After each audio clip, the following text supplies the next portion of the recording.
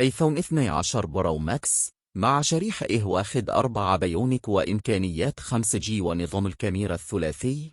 يعد ايفون 12 برو ماكس أفضل هاتف ذكي للتصوير الفوتوغرافي والفيديو. سامسونج جالاكسي اس 21 يأتي هاتف أندرويد هذا مع شاشة أو مولد كبير وإمكانيات 5G وكاميرا بدقة 108 ميجا بكسل. مع هذا يحتوي أيضا على بطارية طويلة الأمد وقدرات شحن سريع. ون بلس 9 برو يأتي هاتف أندرويد هذا بتصميم أنيق وشاشة أو مولد 120 هرتز وبطارية سريع الشحن. مع هذا يحتوي أيضا على نظام كاميرا رائع وقدرات 5G. جوجل بيكسل 6 برو يأتي هاتف أندرويد هذا مع ميزات مثل نايت سايت وبورتريت مود. مع هذا يحتوي أيضا على بطارية طويلة الأمد وقدرات شحن سريع. ايفون 12 مع شريحة واخد 4 بيونيك وإمكانيات 5G ونظام الكاميرا المزدوج. يعد ايفون 12 هاتفا ذكيا قويا وعالي الجودة وبسعر مناسب.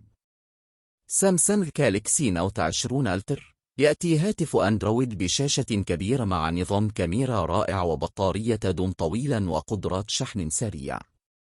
يوجد أيضا قلم مدمج لتدوين الملاحظات والرسم.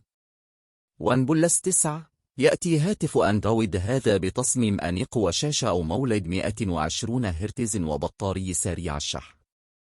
مع هذا يحتوي أيضا على نظام كاميرا رائع وقدرات 5G.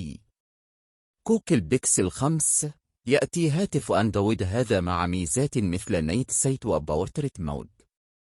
مع هذا يحتوي أيضا على بطارية طويلة الأمد وقدرات شحن سريع.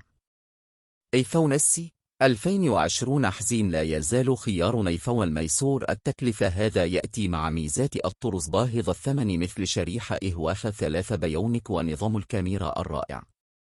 سامسونج جالاكسي اس 21 يأتي هاتف أندرويد مع نظام كاميرا رائع وبطارية تدوم طويلا وقدرات شحن سريع.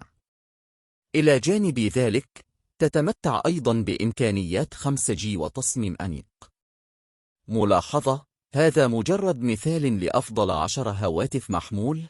القائمة عرضة للتغيير في وقت إصدار الطرز الجديدة.